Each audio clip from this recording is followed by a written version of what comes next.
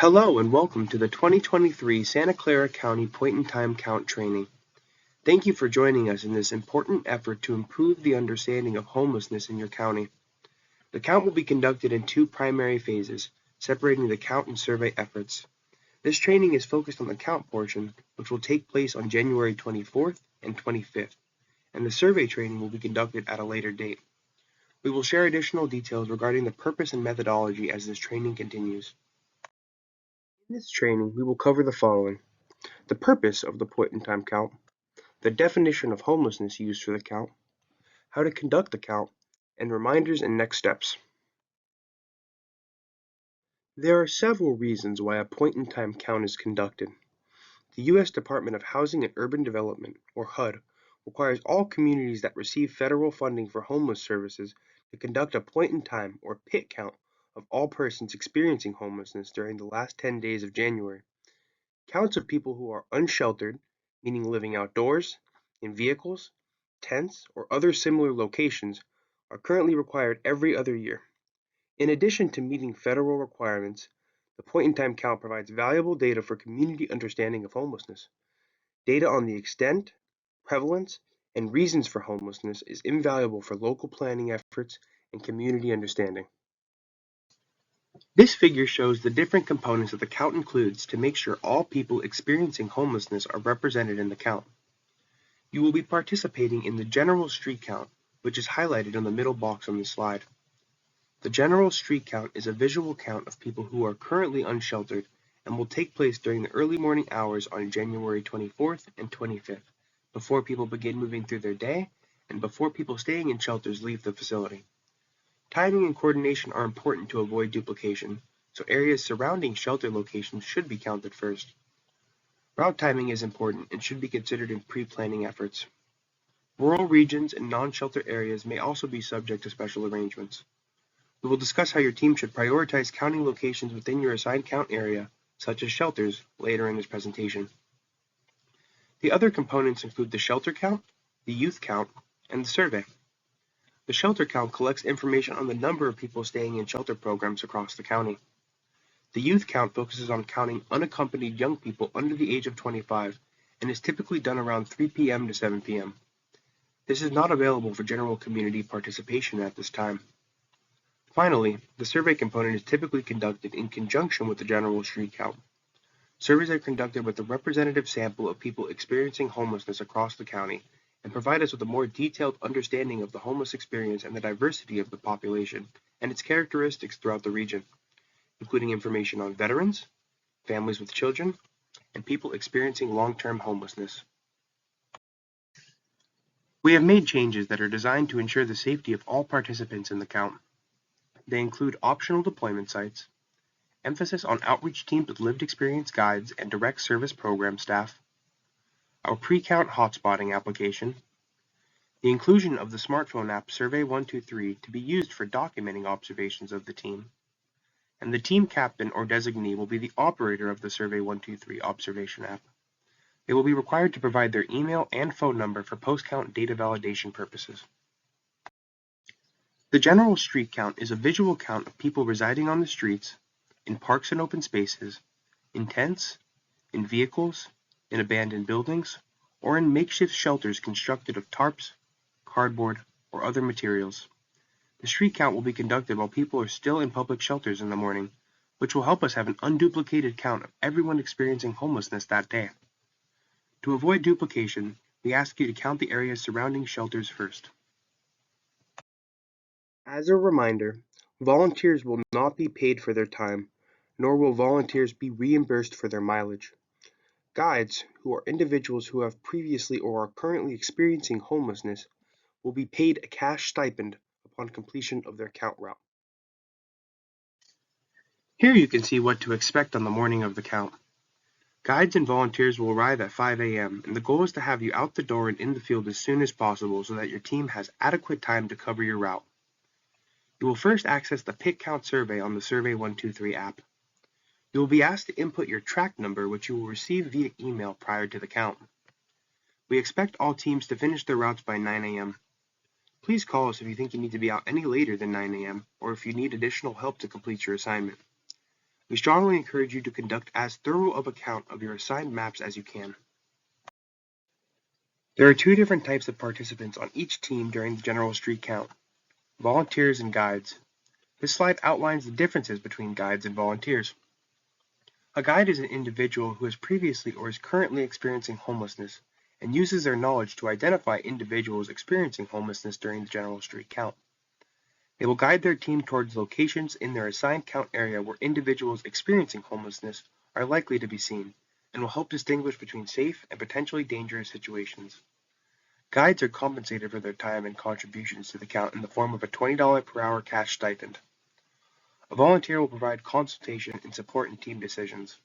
They will be in charge of transporting their count team through their assignment and will help ensure that full coverage of the map is achieved and communicate with pit count organizers as needed.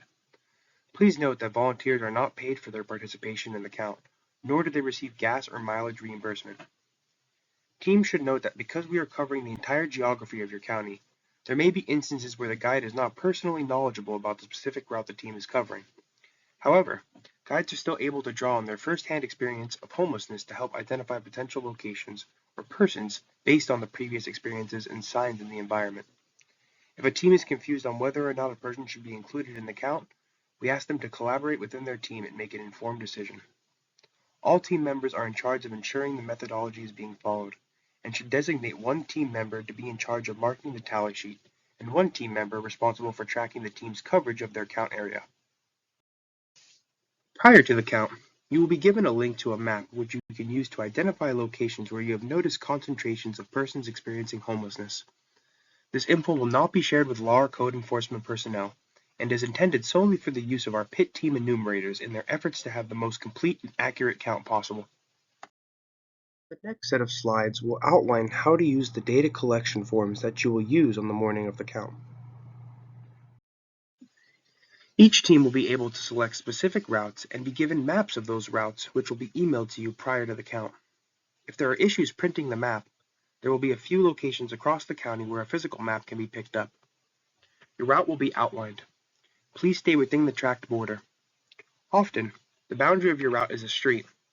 If the borderline is a street, count the people on the inside of the street, or the side of the street that connects with the rest of your route.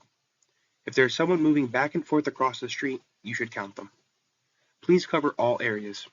The count persons are persons who are experiencing homelessness or living in a place not meant for human habitation. This includes tents, vehicles, parks, sidewalks, etc.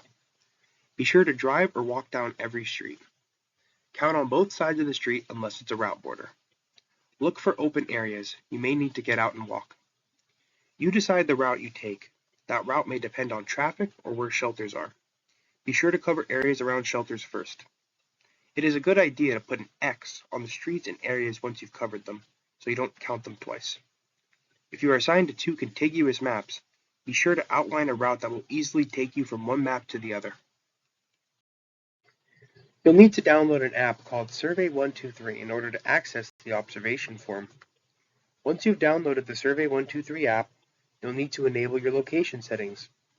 If you're on an iPhone, you'll open up your settings, scroll down to Survey 123, select Location, and select while using the app. Make sure Precise Location is enabled. On Android, you'll open up your settings, go to the Personal tab, select Location, and make sure it is on.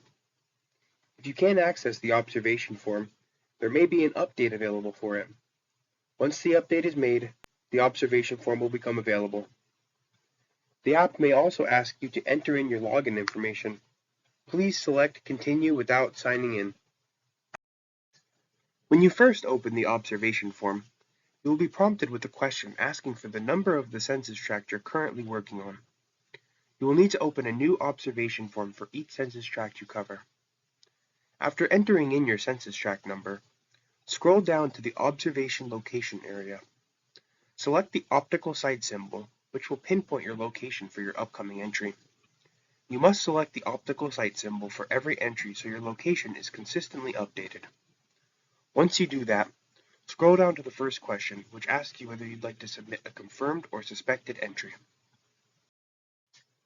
Let's look at some examples of how to fill out the tally sheets. You will fill out one line per person that you see.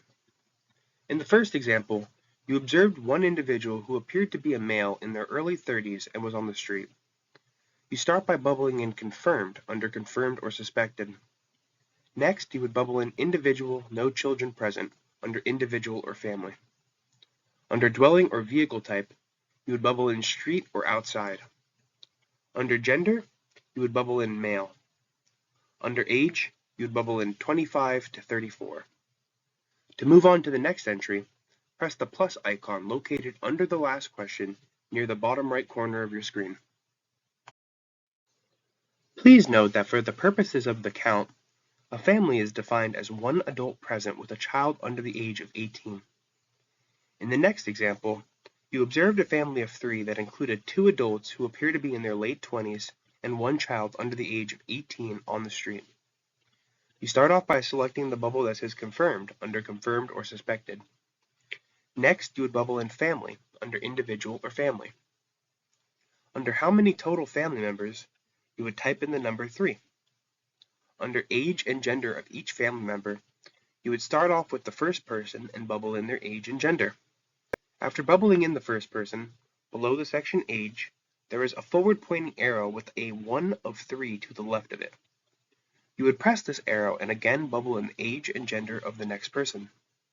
After bubbling in the second person, you would press the forward arrow again to move on to the third person. After bubbling the age and gender of the third person, under dwelling or vehicle type, you would bubble in outdoors. You would then press the plus button next to the bottom right corner of your screen to finish the entry and move on to the next one. Listed here are some ways to identify vehicles that are housing individuals. We want to maintain a respectful distance, so please do not walk up and look inside the vehicle, knock on the vehicle doors or windows, or shine flashlights into the vehicle. Instead, here are some signs to look for that can indicate whether somebody is living inside the vehicle or not. A vehicle with windows that are fogged, partially open, or blocked. Electrical connections or generators. Screens or window coverings. Items inside and outside of the vehicle, including household items, bags, clothing, etc. Sounds of music or talking coming from inside the vehicle, or that the vehicle is in a known, safe parking location, which may be designated on your map. If you find a car, RV, or van that looks inhabited based on the signs detailed in the previous slide, but you cannot determine how many persons are residing inside the vehicle, you start by selecting Suspected under Confirmed or Suspected. Next, under Dwelling or Vehicle Type, you would bubble in Car, RV, or Van, depending on what type of vehicle it is. Under Is this sighting part of an encampment, you would bubble in No.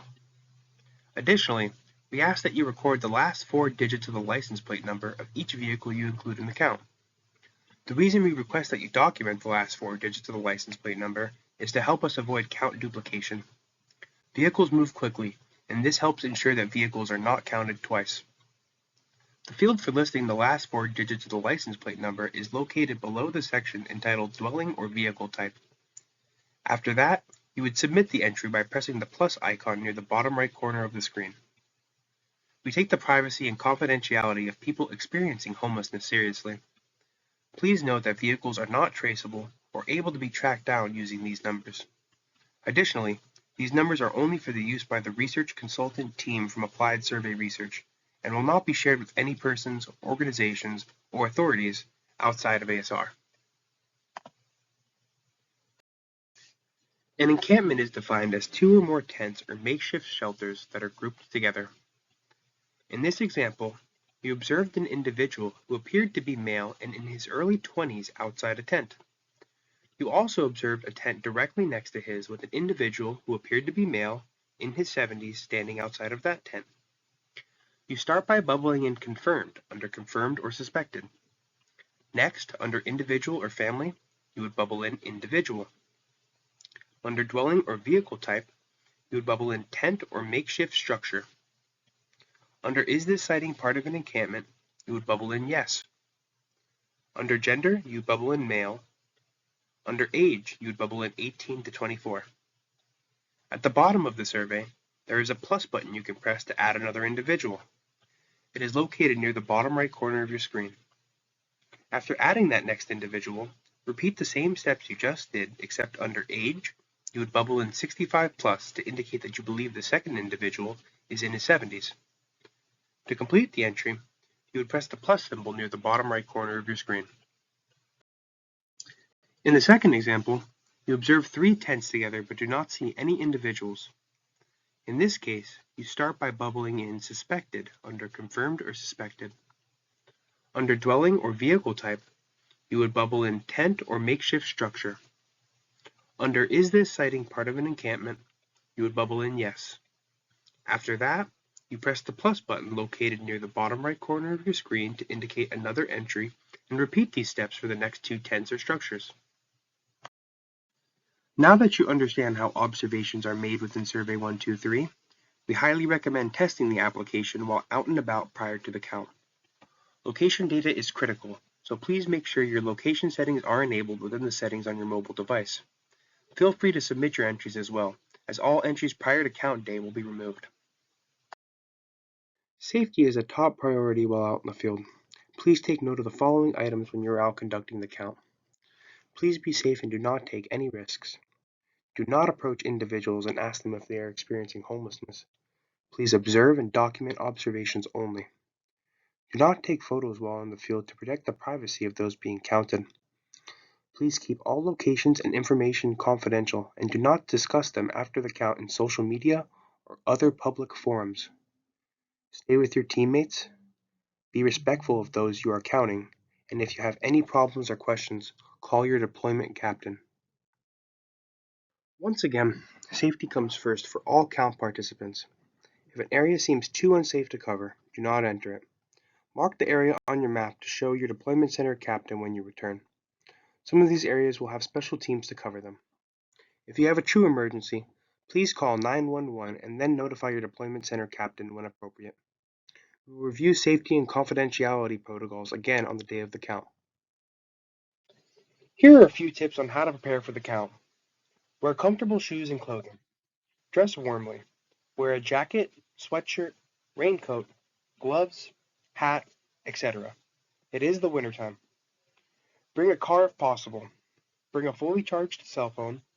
Bring a flashlight. The count will happen rain, snow, or shine, so be sure to bring an umbrella or cold weather gear if necessary. And of course, be sure to get plenty of rest the night before. We will be in touch with you regarding any specific deployment location information, as well as reminders as we approach the day of the count.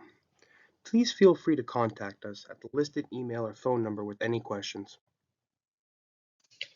Thank you in advance for your participation in the 2023 point-in-time count. Please encourage your friends, family, and colleagues to join us in this year's count by directing them to our volunteer registration link. We couldn't do this without you, and we look forward to seeing you.